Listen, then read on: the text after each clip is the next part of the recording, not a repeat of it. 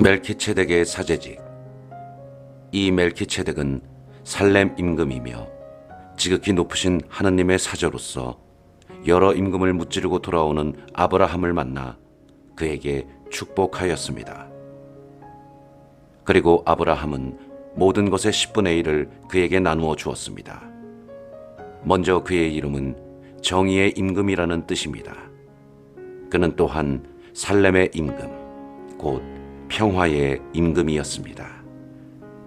그는 아버지도 없고 어머니도 없으며 족보도 없고 생애의 시작도 끝도 없는 이로서 하느님의 아들을 닮아 언제까지나 사제로 남아 있습니다. 그가 얼마나 위대한지 생각해 보십시오. 선조 아브라함도 가장 좋은 전리품에서 10분의 1을 그에게 바쳤습니다.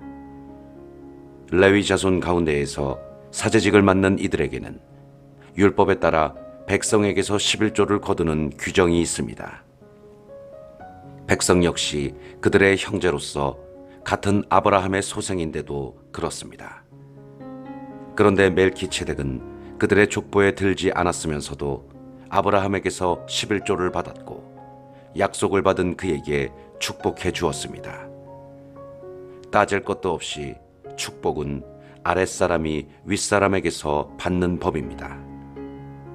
그리고 한쪽에서는 언젠가 죽을 인간들이 11조를 받고 다른 쪽에서는 아직도 살아있다고 성경에서 증언하는 이가 그것을 받았습니다. 이를테면 11조를 받는 레위도 아브라함을 통하여 11조를 바친 셈입니다. 멜키체덱이 아브라함을 만났을 때 레위가 자기 조상의 몸속에 있었기 때문입니다. 멜키체덱과 같은 대사제. 백성은 레위의 사제직을 바탕으로 율법을 받았는데 만일 그 사제직으로 완전성에 이룰 수 있었다면 아론과 같은 사제를 임명하지 않고 멜키체덱과 같은 다른 사제를 세울 필요가 어디 있었겠습니까? 사제직이 변하면 율법에도 반드시 변화가 생기기 마련입니다. 여기에서 말하는 분은 다른 지파에 속하신 분으로서 그 지파에서는 아무도 제단에서 직무를 수행한 적이 없습니다. 우리의 주님께서 유다 지파에서 나오신 것은 명확합니다. 그런데 모세는 사제들에 관하여 말할 때에 이 지파를 언급한 적이 없습니다. 멜키체덱과 닮은 다른 사제께서 나오시면 더욱 분명해집니다. 그분께서는 육적인 혈통과 관련된 율법 규정이 아니라 불멸하는 생명의 힘에 따라 사제가 되셨습니다. 너는 멜키체덱과 같이 영원한 사제다 하고 성경에서 증언하기 때문입니다. 예전의 규정은 무력하고 무익하기 때문에 폐지되었습니다. 사실 율법은 아무것도 완전하게 하지 못하였습니다. 그러나 더 나은 희망이 주어져 우리는 그것을 통하여 하느님께 다가갑니다. 이 일은 하느님의 맹세 없이 이루어진 것이 아닙니다. 다른 이들은 하느님의 맹세 없이 사제가 되었습니다. 그러나 그분께서는 주님께서 맹세하시고 뉘우치지 않으시리이다. 너는 영원한 사제다 라고 하였듯이 그분께 말씀하신 분의 맹세로 사제가 되셨습니다. 그러한 만큼 예수님께서는 더 나은 계약을 보증해 주시는 분이 되셨습니다. 또한 다른 사제들은 죽음 때문에 직무를 계속할 수가 없어 그 수가 많았습니다. 그러나 그분께서는 영원히 사시기 때문에 영구한 사제직을 지니십니다. 따라서 그분께서는 당신을 통하여 하느님께 나아가는 사람들을 언제나 구원하실 수 있습니다. 그분께서는 늘 살아계시어 그들을 위하여 빌어주십니다. 사실 우리는 이와 같은 대사제가 필요하였습니다. 거룩하시고 순수하시고 순결하시고 죄인들과 떨어져 계시며 하늘보다 더 높으신 분이 되신 대사제이십니다. 그분께서는 다른 대사제들처럼 날마다 먼저 자기 죄 때문에 제물을 바치고 그 다음으로 백성의 죄 때문에 제물을 바칠 필요가 없으십니다. 당신 자신을 바치실 때에 이 일을 단 한 번에 다 이루신 것입니다. 율법은 약점을 지닌 사람들을 대사제로 세우지만 율법 다음에 이루어진 맹세의 그 말씀은 영원히 완전하게 되신 아드님을 대사제로 세웁니다.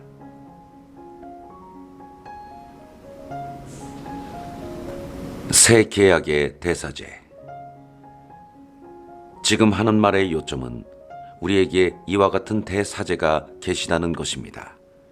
곧 하늘에 계신 존엄하신 분의 어주와 오른쪽에 앉으시어 사람이 아니라 주님께서 세우신 성소와 참성막에서 직무를 수행하시는 분이십니다.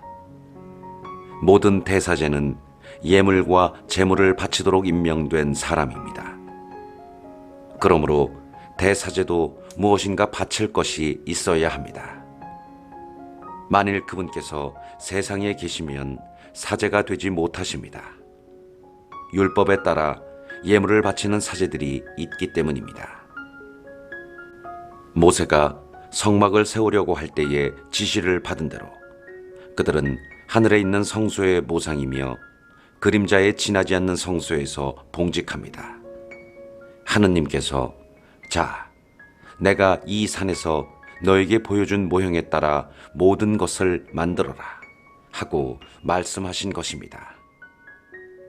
그런데 이제 그리스도께서는 더 훌륭한 직무를 맡으셨습니다.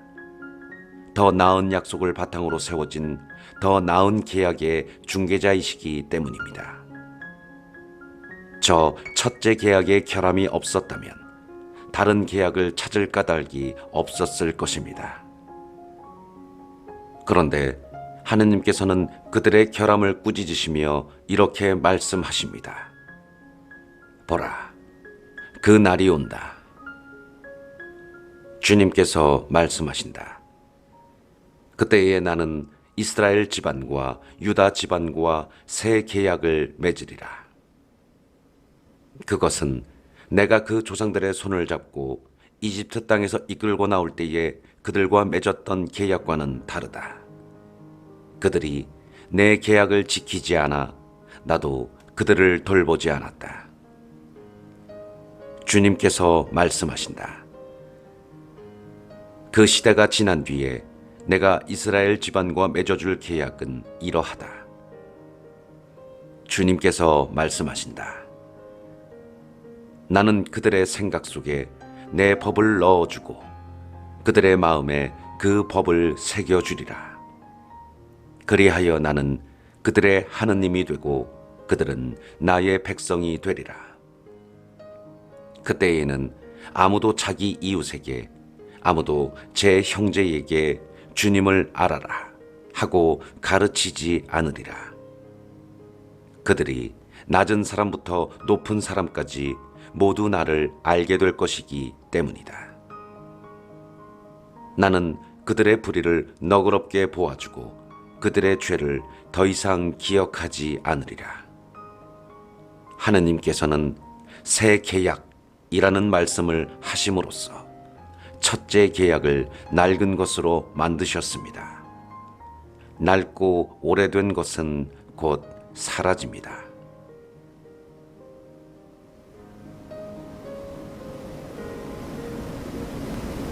옛 계약의 제사. 첫째 계약에도 예배 법규가 있었고 지상 성소가 있었습니다. 사실 첫째 성막이 세워져 그 안에 등잔대와 상과 제사빵이 놓여 있었는데 그곳을 성소라고 합니다. 둘째, 휘장 뒤에는 지성소라고 하는 성막이 있었습니다.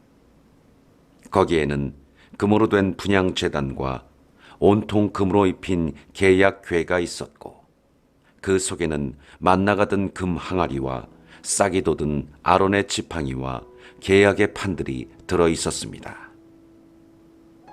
그리고 궤 위에는 영광의 거룹들이 속죄판을 덮고 있었습니다. 지금은 이런 것들을 자세히 말할 때가 아닙니다. 이러한 것들을 갖춘 뒤 사제들은 언제나 첫째 성막으로 들어가 예배를 집전합니다.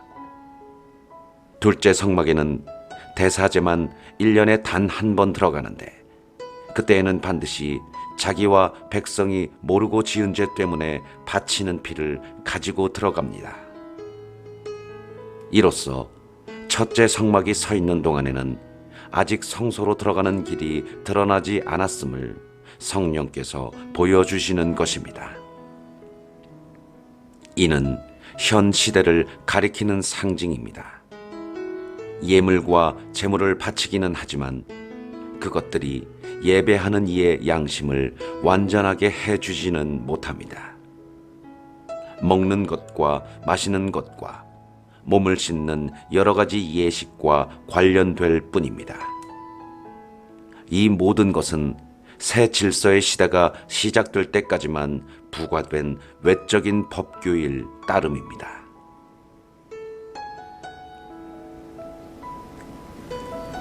새 계약의 제사. 그러나 그리스도께서는 이미 이루어진 좋은 것들을 주관하시는 대사제로 오셨습니다. 그분께서는 사람 손으로 만들지 않은, 곧 이 피조물에 속하지 않는 더 훌륭하고 더 완전한 성막으로 들어가셨습니다. 염소와 송아지의 피가 아니라 당신의 피를 가지고 단 한 번 성소로 들어가시어 영원한 해방을 얻으셨습니다. 염소와 황소의 피, 그리고 더러워진 사람들에게 뿌리는 암송아지의 제가 그들을 거룩하게 하여 그 몸을 깨끗하게 한다면, 하물며 영원한 영을 통하여 흠없는 당신 자신을 하나님께 바치신 그리스도의 피는 우리의 양심을 죽음의 행실에서 얼마나 더 깨끗하게 하여 살아계신 하나님을 섬기게 할 수 있겠습니까? 그러므로 그리스도께서는 새 계약의 중개자이십니다. 첫째 계약 아래에서 저지른 범죄로부터 사람들을 속량하시려고 그분께서 돌아가시어 부르심을 받은 이들의 약속된 영원한 상속재산을 받게 해주셨기 때문입니다. 유언이 있는 곳에서는 유언자의 죽음이 확인되어야 합니다. 유언은 사람이 죽었을 때에야 유효한 것으로 유언자가 살아있을 때에는 효력이 없습니다. 사실은 첫째 계약도 피 없이 시작된 것이 아닙니다. 모세는 율법에 따라 온 백성에게 모든 계명을 선포하고 나서 물과 주홍 양털과 우슬초와 함께 송아지와 염소의 피를 가져다가 계약의 책과 온 백성에게 뿌리며 이는 하느님께서 너희에게 명령하신 계약의 피다 하고 말하였습니다. 그리고 성막과 의식에 쓰이는 모든 기물에도 같은 방식으로 피를 뿌렸습니다. 율법에 따르면 거의 모든 것이 피로 깨끗해지고 피를 쏟지 않고서는 죄의 용서가 이루어지지 않습니다. 그러므로 하늘에 있는 것들을 본뜬 모상들은 이러한 의식으로 깨끗하게 할 필요가 있습니다. 그러나 하늘의 것들은 그보다 나은 제물이 필요하였습니다. 그리스도께서는 참 성조의 모조품에 지나지 않는 곳에, 곧 사람 손으로 만든 성소에 들어가지 않으셨습니다. 이제 우리를 위하여 하느님 앞에 나타나시려고 바로 하늘에 들어가신 것입니다. 대사제가 해마다 다른 생물의 피를 가지고 성소에 들어가듯이 당신 자신을 여러 번 바치시려고 들어가신 것이 아닙니다. 만일 그렇다면 세상 창조 때부터 여러 번 고난을 받으셔야 했을 것입니다. 그러나 이제 그분께서는 마지막 시대에 당신 자신을 제물로 바쳐 죄를 없애시려고 단 한 번 나타나셨습니다. 사람은 단 한 번 죽게 마련이고 그 뒤에 심판이 이어지듯이 그리스도께서도 많은 사람의 죄를 짊어지시려고 단 한 번 당신 자신을 바치셨습니다. 그리고 당신을 고대하던 이들을 구원하시려고 죄와는 상관없이 두 번째로 나타나실 것입니다.